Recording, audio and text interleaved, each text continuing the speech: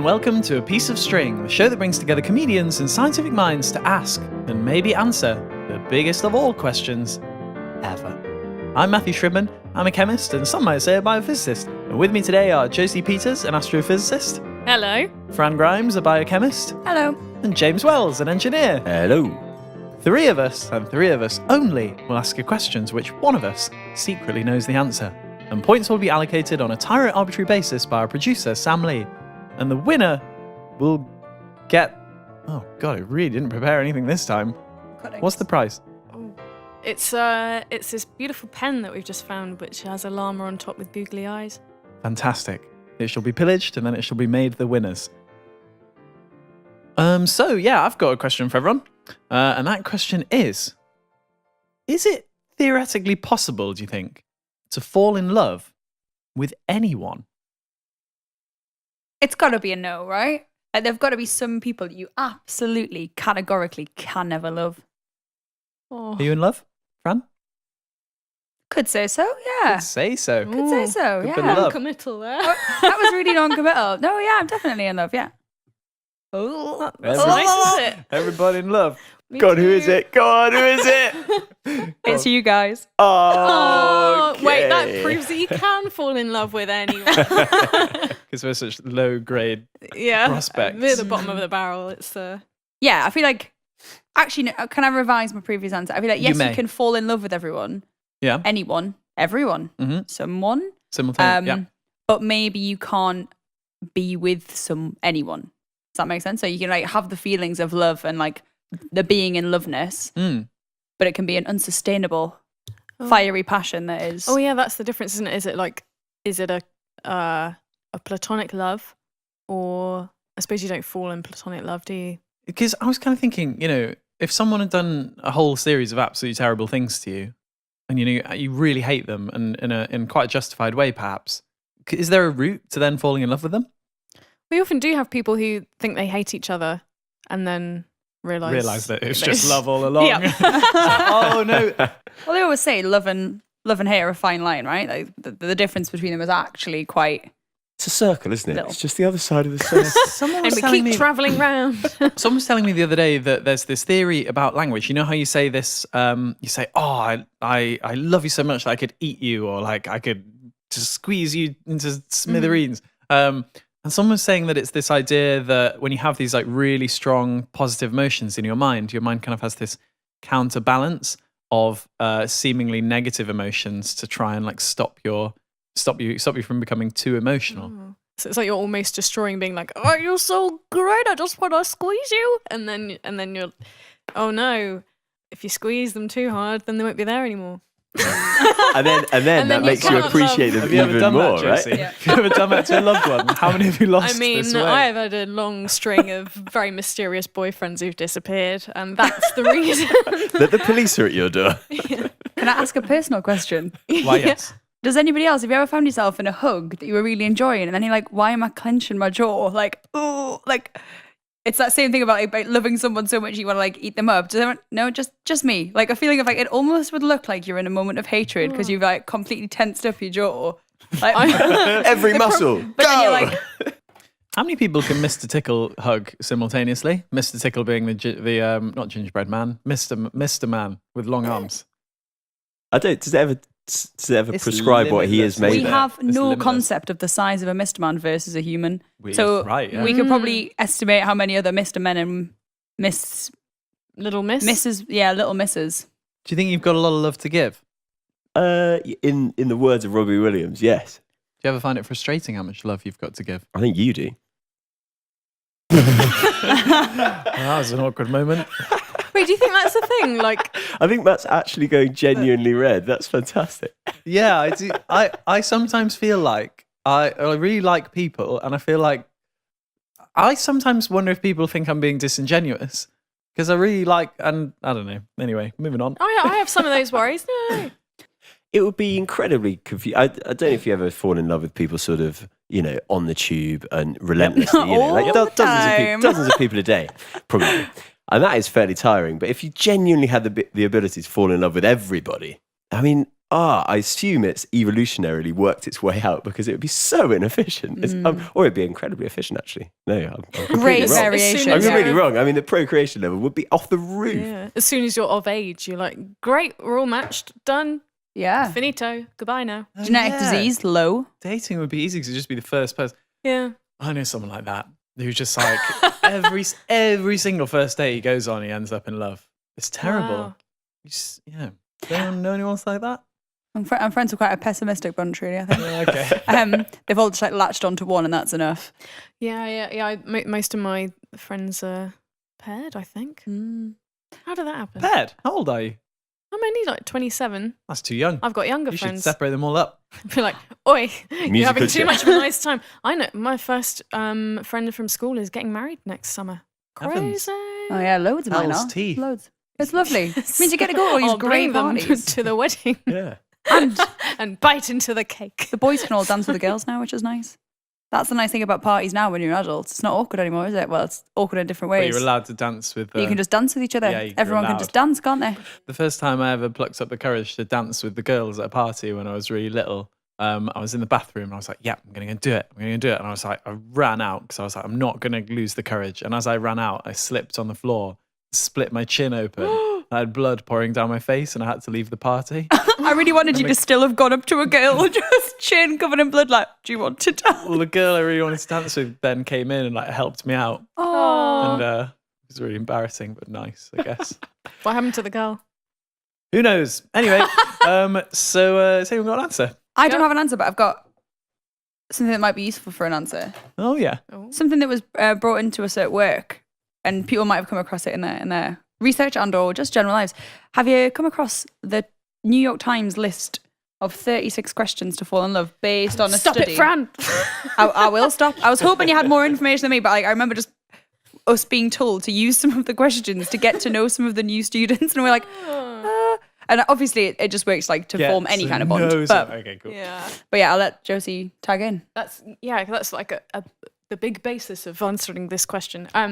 So I mean, anyone, I think there are like certain conditions that you yourself must be open to falling in love. If you're someone who is like, no, I'm a lone wolf, then no, you can't fall in love with anyone because you don't want to. So that's got to be satisfied. You've got to be like somewhat compatible. If one of you's like, no, I don't drink alcohol, and the other one's like, well, I have it for breakfast, and that's a strong part of my belief system, you can't really have Beliefs, yeah. that. And also be at least somewhat attracted to each other for like romantic love.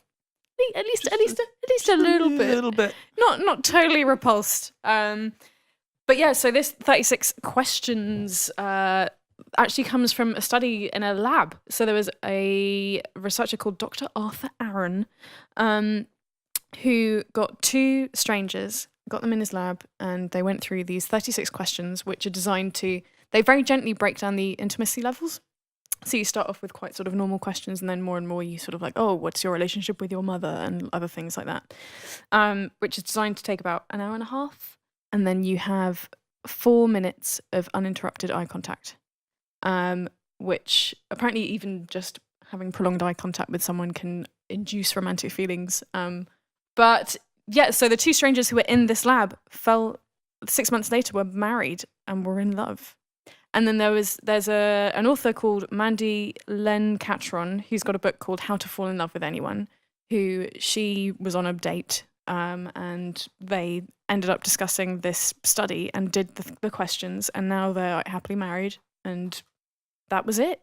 So yeah, making sort of that choice almost to fall in love is quite a big thing. So there was like another study in the 1980s in India that found that actually romantic love marriages, the love starts to fade after about 2 years. Whereas in an arranged marriage, the love grows gradually because you've decided you're going to be together.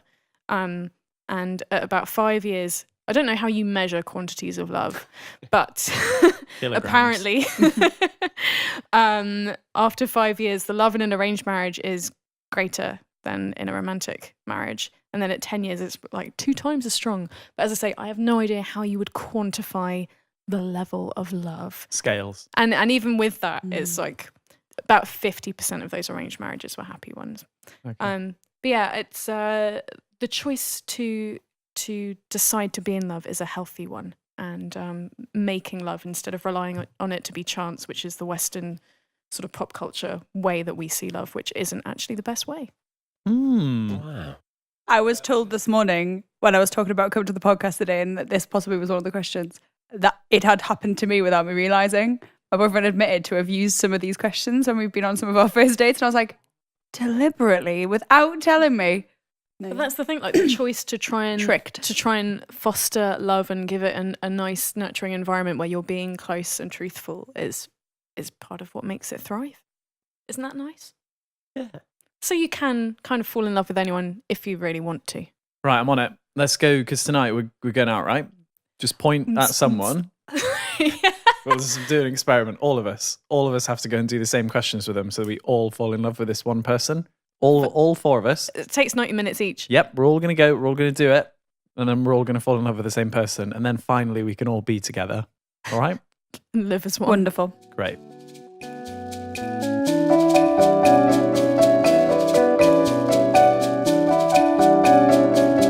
Josie, got a question for us? Yes, I do. Oh, come on. Here it is. Where on Earth would you have to go to be the furthest away from any other human being? I hope this doesn't reflect on me. That I want to know the answer On to Earth. this. On the surface. Earth. Well, Ooh. I mean, you could take it anyway. I mean, you could go to the ocean, right? Hartlepool. Hartlepool is empty now, is it? No, but it's a headland, and yeah. I've been there. What's a I headland? live very close to there. A bit like Hull. These headlands, they get very isolated, so it's not the same as being with Hull's Is- quite cool now, isn't it? other humans. No, I'm joking. I've people got there, lots of but I friends feel actually alone. from both places, but Is there like... remote is what I mean. Have you guys heard that riddle? You walk a mile south, then a mile east, and then a mile north, and you get back to the same place. Or where were you? North Pole, South Pole, North Pole. North Pole. Yeah, North Pole's the simple answer. Yeah, Right. you walk 1 mile south, then 1 mile east, then 1 mile north, and that takes you back to the North Pole if that's where you started. But where is the other place that you could have been? Equator. South Pole? Nope. Oh, why not? Whoa. South Pole wouldn't work because you'd walk a mile south, which would take you nowhere. A mile east, so you just like spin in a circle. And then a mile north, so you just walk a mile north away from the South Pole. Oh, Is I it don't know a enough about centimetre the Earth. away from the North Pole? From the North Pole. Well, Different place. no, Fran, because then you'd get to somewhere else. Like a Yeah, centimetre but your away feet from the are North bigger Pole. than a centimetre. Yeah, well, So where am I? Is it if it's where my feet are, that would be fine? do we count that as the North Pole then, Fran? Do we? No. Okay. Well, then you are right. But there's Thank then you. also still another answer, which is Sorry. This conversation's going south. I hope it doesn't end up where it started. Yeah, true. Um, Is there a place for that? I don't think there is. what an answer to the riddle? You mean? Yeah. Oh no, there is an answer. Yeah. What's But the maybe we riddle? should leave it as a mystery for the audience. What? Oh. So, what are possible reasons that someone might want to go to this Just want a bit. desolate place peace where and no quiet. people are? Zero life comforts. Maybe someone's testing out desert island discs as a lifestyle. Yeah. People give it a lot of lip service about the records it actually take and what would get them through, but maybe someone's testing it out for real. Well, they put. I mean, not one person, but they often. Who's they? What am I talking about? NASA. I don't know. Some space place. Will set up like fake Martian landscapes and stuff like that are quite far away from other humans, so they can test The the people. conditions. Yeah, the people and the conditions and the tech and stuff. Yeah, like someone asked me to do this the other day. They've like got a rocket testing site, Cape Verde. They wanted me to go and help out with some kind of Mars something. They were a bit vague about it. I liked the sound of that. The vaguer it is, the more likely I am to sign up to the mysterious mission. Anyway, that. Do they want you to go into an isolation chamber and just spend probs. a year there? That seems a bit harsh. Yeah, sounds great. Is that further away? Oh, sorry. I was just wondering about like the philosophy of if you are, for example, say you're in like solitary confinement in a prison, surrounded by people, but yet unable to be near any person. Is that further away emotionally Ooh. than like Ooh. choosing to remove yourself from humans? Yeah, maybe. Maybe. Has anyone got a little answer? Yeah, I've got a little answer. So, yeah, what have we got? Well, just to give a bit of a base on the distances, the circumference of the Earth is 40,000 kilometers. You what? What? Round That's its long, middle. isn't it? It's long, Yeah, isn't it's it? quite long, It's, yeah. well, it's round. Is that round the fat bit? And well, the fat bit, I looked at that because I thought, oh yeah, there's a fatter bit, isn't there? The fatter bit is only 0.17% fatter in terms of circumference than the non-fat bit.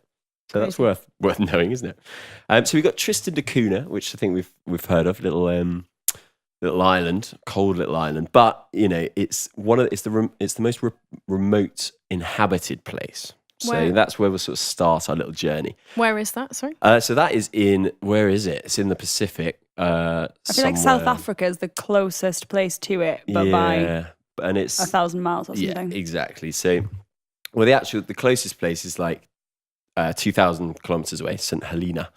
But yeah, there's like 8 boats a year from South Africa, and there's only 260 people on the little thing, so it doesn't really count. So let's go a bit further away. There's a place called Beauvais Island, which is completely uninhabited. And the nearest place is basically Tristan da Cunha. So even the nearest place you're going to get there, it doesn't have an airport, and it's just got this tiny little place. And that's 2,200 kilometers away. So actually, where is the furthest point from anywhere? Well, there's a place called Point Nemo, which is right in the center of the Pacific. And they calculated it in 1992. So fairly recently, like they didn't know exactly where this place was. And totally uninhabited. The nearest place is Easter Island with those lovely little stone heads. And it's 2,700 kilometers away from anywhere else. Quickest journey ever done there, 15 days. So the nearest you can get to other civilization would take you over nearly a month. But actually, the problem with that is that you get the International Space Station sort of flies around every 90 minutes around the Earth. So you do actually have people within 400 kilometers. Because No, really. the International Space Station, if you imagine the equator, and that was like 0 degrees as an orbit, the orbit of the space station is 51 degrees off that. And so as the Earth rotates under the space station, it basically covers like most of the Earth. So most of these remote places, you end up with a person at some point 400 kilometers away from you. So that's kind of ISS interesting. is always getting in your grill, isn't it? Man. Flashing people on the surface of the Earth as well. Their iridium flares. So we got that, and it sounds like a pretty horrible place. But what they do actually is use it to bring in all the space debris. So if you've got, Mir, for instance, when they decommissioned that, they just went, right, Nemo, mate, you're getting it. And down it went and smashed into this place because no one lives there. How big is it? How big is it? Is What, it this like a big point? rock or yeah? It's literally in the middle of the ocean. It's not a rock. Yeah. You just have to get on a boat and just be there. Oh, it's a float, point yeah. in the ocean. I see. Yeah, It's not yeah, any yeah. any bit of land. Did you Right. come across Rockall when you were doing this research? Rockall? No. It's just like this rock. It's quite it's actually not that far. It's kind of in between Iceland and the UK. But it's just this weird uninhabited rock that we're always arguing over for like the fishing rights or something. Oh, didn't like an SS bloke, not an SS, SAS, slightly different. Woo! SAS bloke, like be sent out there to like try and, you've got to like climb up some like sheer cliff from the ocean. Crumbs. So no matter how, even though the Earth is pretty big, Mm. like land-wise, not including space people, still like 2,000. How many? Sorry, kilometers? 2,700, yeah. 2,700 kilometers. That's not really like you'd expect. There far, might be is it? somewhere further. Yeah. I suppose theoretically you could go to the centre of the Earth, but, who wants to go there? Barely worth it, is it? Boring. Not on Earth either, for really answering the question. Mm. Yep. Well, thanks, James. No problem at all. Ah. And now for the mystery midsection. Just before we started the show, I gave everyone the following sound.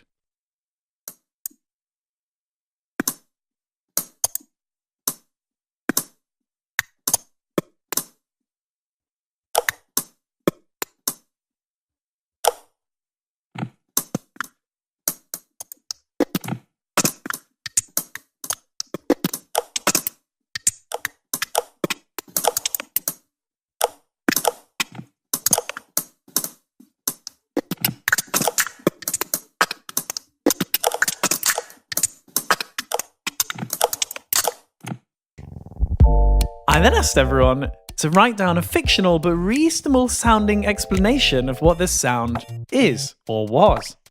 I will now read out all of those explanations with the real one mixed in, Everyone will then get the chance to decide which explanation they think is correct.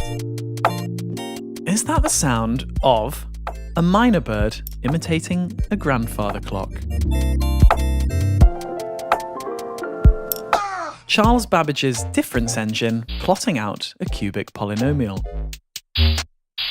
The sound of the internet becoming self-aware. Rhubarb. A three-legged donkey with tap shoes on. Hang on. What? Sorry. What? Charles Babbage? What now? Charles Babbage's difference engine plotting out a cubic polynomial. Now you've read the answers, I know what's the right one. Well, Fran, maybe you can go last if you're so sure. I'm pretty sure. What? Is it rhubarb? Fran, the surest a woman can be. Oh, I wrote rhubarb down. That's not a real word. Maybe it's like a new type of poet. Hello, I am a rhubarb. Delicious poems. I hope so. We can all hope. There's a guy I went to uni with who used to like do poems outside the window for me. Which window? Your window, or Yeah, just you were come at out his the bottom window? of the window. Oh, no, it was the other way around. I used to wander outside his window and he'd just drop them down on a piece of paper. He knew you were there. He knew I was there. Kept track of me. He had me on Find My Friends. Tracked me all the time. I think you still got me on Find My I Friends. think I was just about to say that. I'm pretty sure I've got you on Find. I it never creeps go on up it. every now and again, and I'm like, do I block this or do I just let it continue? I never look at it. I've never used But- that. I'm not to know that, though. People use it on their kids now. They have not Find My Friends, but there's another thing. It's some like GPS, whatever it is. Anyway, you can follow like, oh, I can see that little Tommy here has gone to the sushi restaurant with his friends, and now he's gone to the station and should be home in about 30 minutes just from watching. It's too much, that. It's a bit much, isn't it? It's too much. Best put some clothes on. Otherwise, you won't be getting any more poems. So, what do Or you you might get a sudden flurry. Right. So, what are the questions and answers? I'm going last because I'm super confident. Okay. What do you think, James? I think I'm going to go for... After you said the internet becoming self-aware and you said rhubarb, I thought you were like saying, that's a load of rhubarb. I mean, that is ridiculous. It couldn't possibly be rhubarb. I'm going to go minor bird. Ooh, I was going to go minor bird as well. Is it a lie? Is it true? It's 100% rhubarb. It's called forced rhubarb. And they grow it in these really dark sheds and you can hear it from outside. I knew it. Fran's right. And James has done an absolute blinder picking up a point by going for his own answer. I fooled James you. Not going allowed. for it as well. Come on, a three-legged donkey with tap shoes was highly plausible.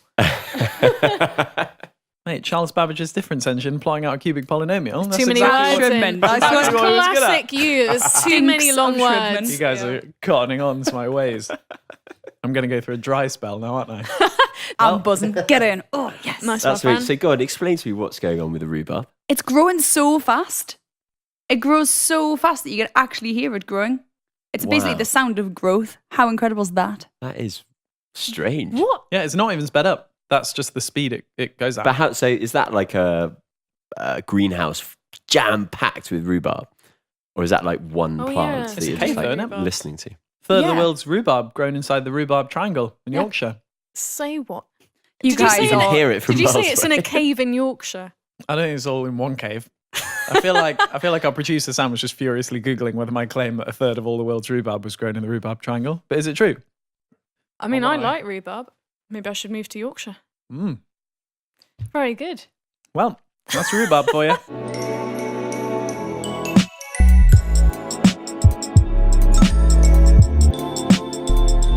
James, you got a question, mate?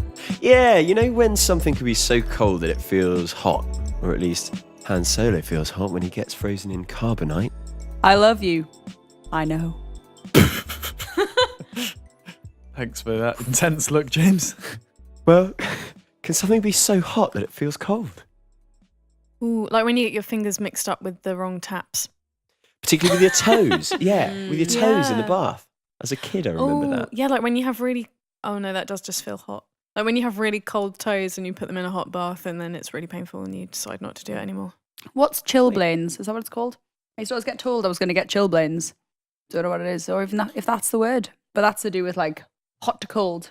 shock. Chilblains. Yeah, chilblains is the beginning of the onset of frostbite. It's literally like a little bit of you has died. Wow. A little bit has died. Oh my goodness. I think so. It's like literally like a burn, but the opposite way around. Mm. I don't think I've ever experienced something that's so cold it feels hot. I suppose it is probably true in that ice, really, really cold things burn in the same way that really, really hot things burn. Like the damage caused to your skin or tissues is pretty similar. I just don't think I've ever experienced. Have you experienced that? I once experienced camping in a valley in Wales, and it was raining so torrentially that literally inside the tent there was like 2 or 3 centimeters of water, and we were just sleeping in the water. And when I say sleeping, I mean not sleeping, and that was pretty cold. Didn't feel hot though; just felt cold. So yeah, I don't know. That's just your camping holiday, isn't it? Yeah, Tell me more. It's not really irrelevant. What make of tent was it? What about I've definitely felt stuff so hot that it feels cold. I have too. Have you? Tell us more, James and Fran. Yeah, we've all done it when you just put your hand in a fire, Put it straight in. just pop it in the oven. And it's mainly the bath. It's, if scalding water comes out of the bath, I'm like, that feels cold at first. And then I'm like, nah, it really hurts actually. If you get like too much sensitivity simultaneously, then your body gets confused and can't process all the But then- information, right? Oh, yeah. So, yeah. But there's that thing as well, isn't there, about the distance of nerves Yeah. and the two at the same time. You can Yeah, only you can feel test at the same time. density of nerves in any particular skin part by getting 2 pins and drawing them increasingly closer together. So basically, essentially a set of tweezers extended at first and becoming closer and closer and closer together until they're essentially one point. And at the point where it feels like one point of contact on the skin, which it won't be, that will show you how far away nerves are apart. I feel like I did it at GCSE or A-level biology. I feel like that was a thing that we definitely did. Thanks, Fran. So what about Beyonce? Because she's Good really point. cool and really hot. Is she just lukewarm then? Discuss. No, well, she's both extremes, surely. Anyone get a little answer for that? No one cares I about did. Beyonce. Fine, go to the answer. I liked it. Is that really Pick rude of another me? celebrity of your choice. Hey, Josie, did you see the Beyonce video isn't I your brought out bag. this week? No, I don't watch your videos. There we Matthew. go, right. Yeah, has anyone got an answer first? I do. Yep. I love this. This phenomenon of something being so hot it feels cold is called paradoxical cold. Wonderful. More disappointingly, no one really knows why it happens. There are some theories, though, which I'll share with you now. For those who don't know, you notice changes in temperature as a response by your thermoreceptors, which are receptors in the skin that detect an increase in temperature or a decrease in temperature. And because those two things are distinct, you have distinct types of receptors. So in theory, you should only feel hot or cold at once. Now, at temperatures above 45 degrees Celsius, it has been recorded that some of the cold receptors will send signals kind of abhorrently. So they shouldn't be doing it, but there's some kind of either fault or inherent flaw in the system. Lack of discipline. Yeah, rowdy. They're too hot, they're getting heated. They're hot. And they start firing as well. So your brain gets both signals at once. It's possible that like the only evolutionary advantage to this would be that it strengthens the response almost, that anything that's above 45 degrees Celsius is almost certainly going to be harmful to your skin or tissues in general. And therefore, if you're getting kind of double message of, oh, it's extreme temperature, you're more likely to have a reflex. But this hasn't really been proved very well. And scientists are still under some confusion as to why this whole thing happens. The specific receptors, if anyone's interested, have been found to be similar in mice and in humans. So they are these things called TRP proteins, which stands for transient receptor potential. And you have some that respond to hot, they are TRPV1s, and you have some that respond to cold, which are the TRPM8s. What was really interesting that I found out when I was reading this is that they respond to changes in temperature, but actually they can be stimulated by chemicals as well. So it's been found that, I always say this word wrong, but capsaicin, which is the chemical in chilies, which gives them their heat, actually also triggers your heat receptors, which is why if you bite a chili, you might get kind of warm lips or a tingly feeling. And contrast to that, menthol stimulates the cold receptors. Yes. So that's why if you're having kind of Airwaves chewing gum or any other branded menthol chewing gum, you might get kind of a whoosh or a cold feeling. In the summer months, Yeah. I place airwaves upon my forehead. Do you? Yeah. Or even like a little bit legit? of Do you Vicks, actually? maybe. Yeah. Just hang them down like an Australian hat. Yeah. Cool breeze.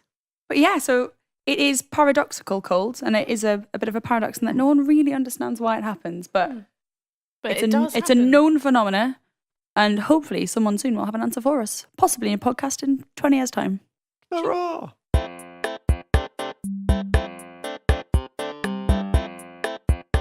Hello and welcome to the end of A Piece of String. Points have been allocated by our producer, Sam Lee, according to a system that none of us were aware of until now. Sam, what's the verdict?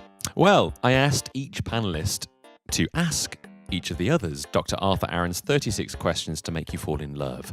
And I was going to award points based on how in love with each other they were, calculating scores using my trusty Poundland Loveometer, which, by the way, measures love in the SI unit of watts, as in what's love got to do with it. Before my calculations led me to conclude that with love, everybody wins. So congratulations to you all on Oh your my God, does this mean I win? Yes, Matthew. This is my first ever victory, apart from that one where everyone disappeared. I mean, let's not get ahead of yourself. I mean, we've all won. Well, I was about to say, and I'm actually happy that you've won because we're in love now. Aw, Fran. For now, thanks to the love of my life, Josie Peters. Au revoir. The other love of my life, Fran Grimes. Adieu. James Wells. See ya. Whom I also have some level of affection for. Matthew Shribben, that's me. Our producer, Sam Lee, love. And to Unbound for their generosity in hosting and supporting us. You can follow us on social media by searching A Piece of String or String Podcast. If you'd like to follow me personally and occasionally get a bit of astrophysics, let's search for Josie A. Peters on Twitter and YouTube. And if you'd like to learn about many and various scientific curiosities from a man in a bath or otherwise located, you can follow me on social media by searching Science in the Bath or Matthew Shribman. Got a quirky question that you'd like a scientific answer to? Get in touch with us on any of our social media channels. Thanks for listening. Please rate and review us on Spotify, iTunes, etc. It really helps with spreading the word. We'll be back again in a fortnight, and as usual, let's never speak of any of this ever again.